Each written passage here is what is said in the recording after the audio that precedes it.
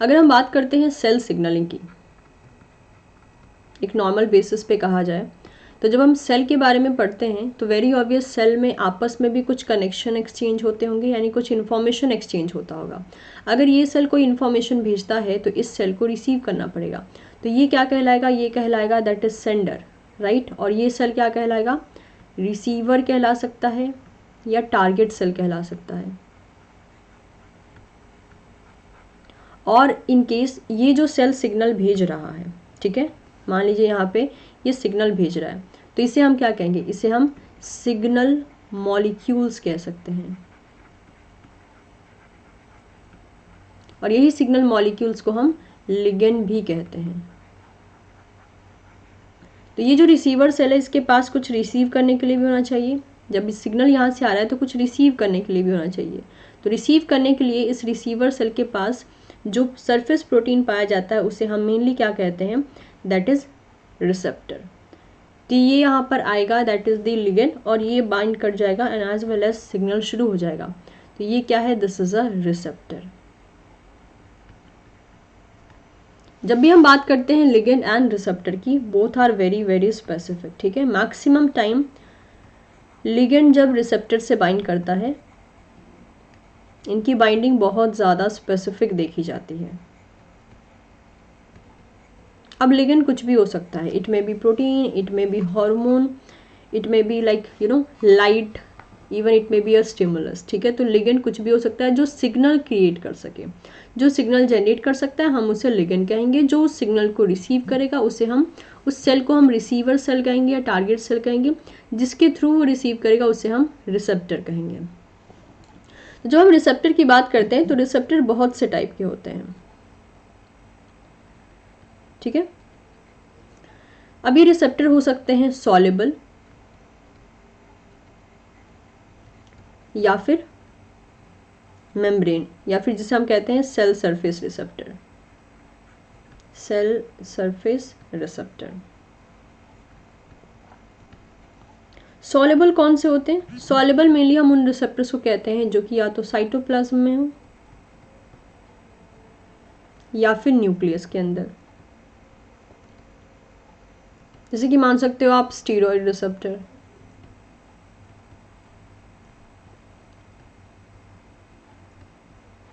ठीक है। Cell surface receptor कौन से होते हैं, जो कि सेल के सरफेस पे हो।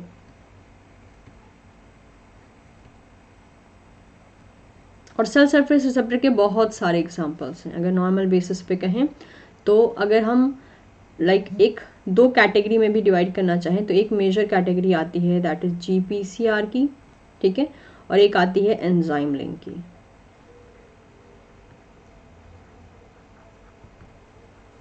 ठीक है, एंजाइम लिंक में हम मेनली क्या पढ़ते हैं, रिसेप्टर, टाइरोसिन, काइनेज को पढ़ते हैं। एंड GPCR तो अपने आप में ही रिसेप्टर है। तो अगर मैं सेल के फॉर्म में बनाना चाहूँ कि ये कैसे काम करते हैं, तो मान लीजिए दिस इज अ सेल, ठीक है, इसके अंदर यहाँ पे एक न्यूक्लियस है। तो जो ये रिसेप्टर की बात हो रही है, अगर that is a soluble receptor है तो वो सेल के अंदर भी प्रेजेंट रह सकता है, या फिर क्या करेगा, वो न्यूक्लियस के अंदर भी रह सकता है, ठीक है।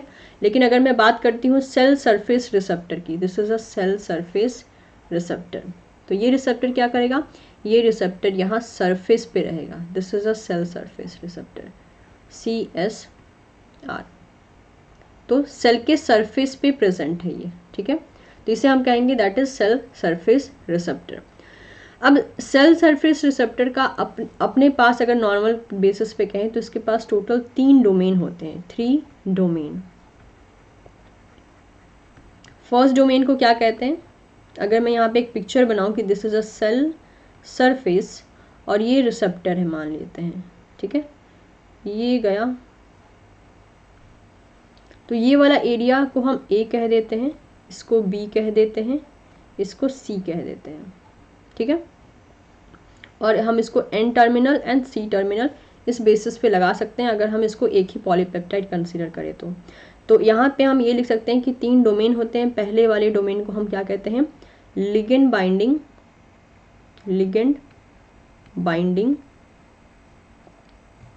या फिर हम इसे एक्स्ट्रा सेलुलर डोमेन कह सकते हैं, be transmembrane domain, transmembrane domain हो सकता है ये, एंड थर्ड सी हो सकता है साइटोप्लाज्मिक,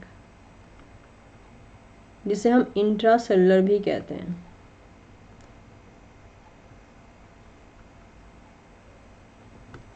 तो very obvious, ligand binding domain से लिगेंड आकर बाइंड करेगा। ट्रांस मेम्ब्रेन डोमेन, मेम्ब्रेन में ये वाला पोर्शन कहलाता है ट्रांस मेम्ब्रेन डोमेन, एम्बेड रहेगा। एंड साइटोप्लाज्मिक डोमेन सिग्नल को ट्रांसड्यूस करेगा, आगे भेजेगा। तो सेल सरफेस रिसेप्टर के ये 3 पोर्शन मेनली देखे जाते हैं। Make sure cell surface receptor के लिगेंड कभी भी दैट इज मेम्ब्रेन को क्रॉस नहीं करेंगे, और दैट इज वाई वो यहीं पे पाए जाएंगे, इससे इंटरेक्ट करेंगे। जब काम हो जाएगा तो ये निकल जाएंगे, जब काम करवाना होगा तब ये आकर बाइंड करेंगे। एंड दैट इज वाई हम लिगेंड को क्या कहते हैं, प्राइमरी मैसेंजर भी कहते हैं। क्यों? क्योंकि ये पहली बार मैसेज लेकर आता है। ठीक है, जो पहली बार मैसेज लेकर आता है हम उसे प्राइमरी मैसेंजर कहते हैं। तो ये था एक सेल सिग्नलिंग का बेसिक। अब हम बात करते हैं जीपीसीआर से। तो अभी हमने देखा कि that is your cell surface receptor के 2 टाइप हैं, एक है जीपीसीआर, एक है एंजाइम लिंक।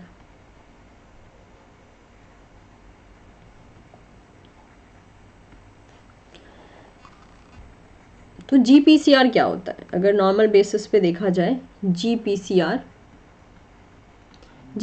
होता है दैट इज जी प्रोटीन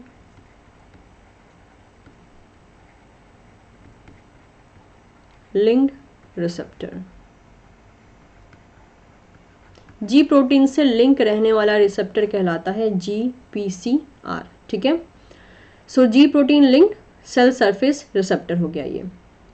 अब ये होता क्या है? अब जी प्रोटीन, ठीक है कि एक रिसेप्टर ऐसा है जो कि जी प्रोटीन से लिंक है, लेकिन फिर ये जी प्रोटीन क्या है? अगर हम बात करें what is this ji protein, तो ये जी प्रोटीन क्या होता है? जी प्रोटीन होता है that is GTP binding protein. अब ये ऐसा नहीं कि सिर्फ जीटीपी से बाइंड कर सकता है, जिसे हम बोलते हैं गुआनिन न्यूक्लियोटाइड बाइंडिंग प्रोटीन। अगर एक जनरल बेसिस पे कहें तो ये जीटीपी/जीडीपी दोनों से ही बाइंड कर सकता है।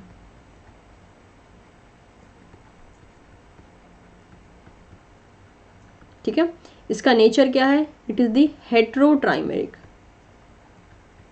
हेट्रोट्राइमेरिक का मतलब क्या हो गया? इसके पास 3 सब यूनिट होते हैं, अल्फा, बीटा, गामा, तीनों अलग अलग हैं, दैट इज वाई हेट्रो। जब जी प्रोटीन ऑन रहता है, ऑन स्टेज इसका कौन सा रहता है? ऑन स्टेज तब रहता है जब अल्फा सब यूनिट जीटीपी से बाइंड होके रखे।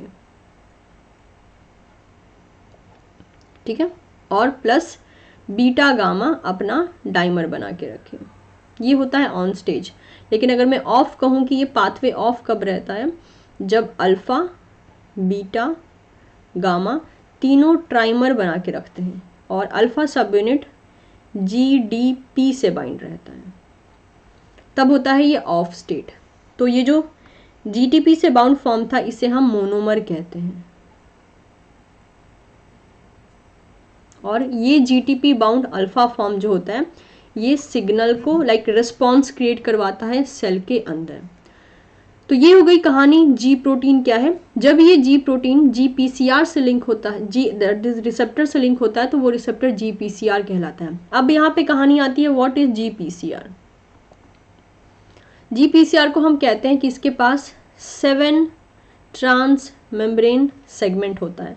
मतलब अगर इसकी पिक्चर हम बनाना चाहें तो ये कुछ ऐसा दिखेगा, 1 2 3 4 5 6 7। ठीक है, यहाँ साइटोप्लाज्मिक एरिया में जी प्रोटीन लिंक होता है, और ये रहा इसका एक्स्ट्रा सेलुलर एरिया, यानी एन टर्मिनल बाहर रहता है, सी टर्मिनल अंदर रहता है। यहाँ से बाइंड करता है लिगेंड, और इसके पास कितने ट्रांस मेम्ब्रेन डोमेन है? That is 7 transmembrane domain, and that is why it is also known as a serpentine receptor.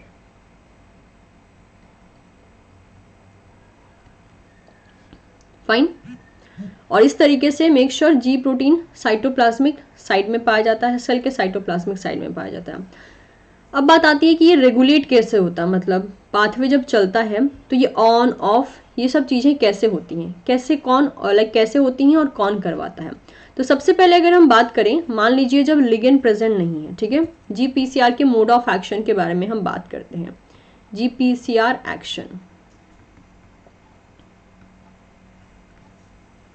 जब लिगेंड नहीं है, ठीक है, पहला कंडीशन लेते हैं नो लिगेंड।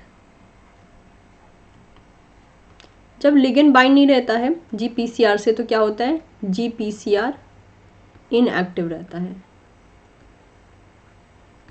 इनएक्टिव रहने का मतलब क्या हुआ, जो जी प्रोटीन है, ठीक है, जी प्रोटीन ये किससे बाइंड करके रखता है, ये बाइंड करके रखता है जीडीपी से, ठीक है। यहाँ पे एक और इंफॉर्मेशन मिस कर दिया हमने कि जी प्रोटीन क्या करता है, जी प्रोटीन में एक जो अल्फा सब यूनिट है, इसके पास एक्चुअली एक इंट्रिंसिक एंजाइम का इसके पास एक फंक्शनैलिटी होता है जिसे हम बोलते हैं जीटीपीएस। ये एंजाइम क्या करता है, जीटीपीएस एंजाइम क्या करेगा, ये एंजाइम जीटीपी को हाइड्रोलाइज कर सकता है जीडीपी में, क्योंकि नाम इसका क्या है, जीटीपीएस, यानी जीटीपी को ब्रेक करके जीडीपी में चेंज कर सकता है। तो ऐसी एक्टिविटी अल्फा सब यूनिट के पास होती है, इसके पास इंट्रिंसिक जीटीपीएस एक्टिविटी होती है। ओके, तो हमने यहाँ पे ये कहा कि जब लिगेंड प्रेजेंट नहीं है तो ये पाथवे इनएक्टिव रहता है, क्योंकि जी प्रोटीन से जीडीपी बाउंड रहता है और एज वेल एज लाइगेंड भी नहीं है। सेकेंड पाथवे लेते हैं जब लिगेंड प्रेजेंट है, ठीक है, लिगेंड प्रेजेंट है, तब क्या करता है, तब लिगेंड आकर जीपीसीआर से बाइंड करता है। इसकी बाइंडिंग क्या करवाती है, एक कन्फॉर्मेशनल चेंज करवाती है। इस कन्फॉर्मेशनल चेंज की वजह से क्या होता है, जीपीसीआर किसकी तरह बिहेव करने लगता है, जीपीसीआर बिहेव करने लगता है जीईएफ की तरह। What is GEF, GEF is a guanine nucleotide exchange factor, ठीक है। इसका काम क्या होता है, इसका काम होता है जहाँ पे जीडीपी लगा है, जहाँ पे जीडीपी लगा है उस जीडीपी को हटा के, ठीक है, जीडीपी को रिमूव कर दिया, रिमूव करने के बाद उस एरिया में जीटीपी को ऐड कर देना, ये होता है जीईएफ का काम।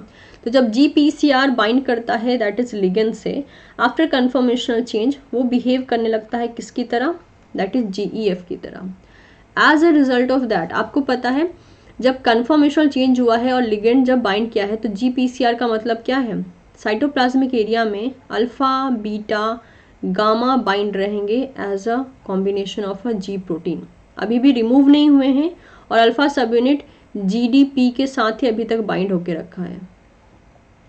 लेकिन जब ये कन्फर्मेशनल चेंज होता है, आफ्टर दैट क्या देखा जाता है, आफ्टर दैट ये जो जीपीसीआर है अब ये किससे बाइंड रहता है, अब जो है दैट इज अल्फा सब यूनिट अलग हो जाता है, ठीक है। अल्फा सब यूनिट एक एरिया में अल्फा सब यूनिट जीटीपी के साथ अब बाइंड होता हुआ दिखता है। क्यों, क्योंकि ये जो जीईएफ था इसने काम किया, जीडीपी को हटा के अल्फा सब यूनिट से जीटीपी को ऐड करवा दिया, एज वेल एज उसी एरिया में बीटा एंड गामा आपको देखने को मिलेगा। ओके, यहाँ पे वेट अ मिनट,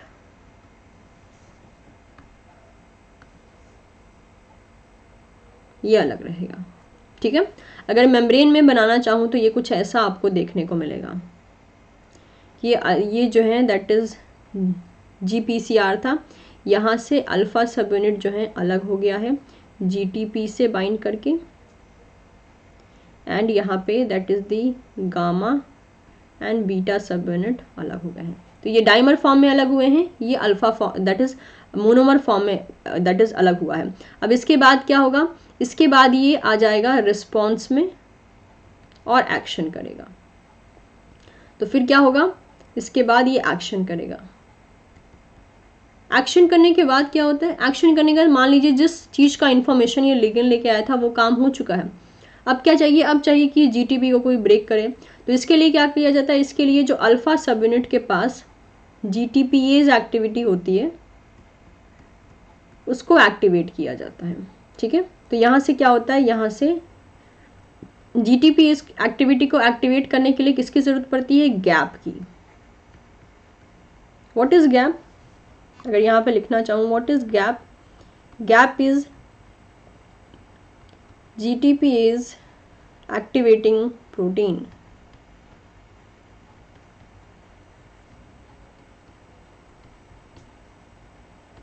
ठीक है, इसको हम आरजीएस भी कहते हैं। क्यों, it's a regulator of G protein signaling. तो आरजीएस की कैटेगरी में गैप चला आता है जो कि होता है जीटीपीएज एक्टिवेटिंग प्रोटीन। जब गैप आता है तो अल्फा सब यूनिट का इंट्रिंसिक जीटीपीएज एक्टिविटी इनहैंस हो जाता है। As a result of that GTP को तोड़ के, ठीक है, जीटीपी को ब्रेक करके जीडीपी में कन्वर्ट कर दिया जाता है एक पीआई को निकाल के। और अब क्या हुआ है, अब अल्फा सब यूनिट जीडीपी से फिर से बाइंड कर जाता है, as well as beta gamma फिर से असेंबल हो जाते हैं और ये आकर फिर say that is inactive form में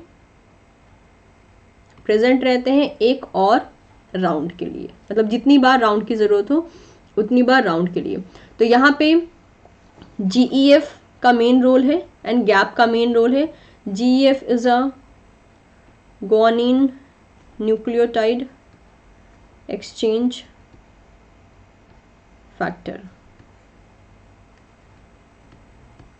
ठीक है, तो ये सारा मोड ऑफ एक्शन था दैट इज जीपीसीआर का, कि जीपीसीआर कैसे काम करता है।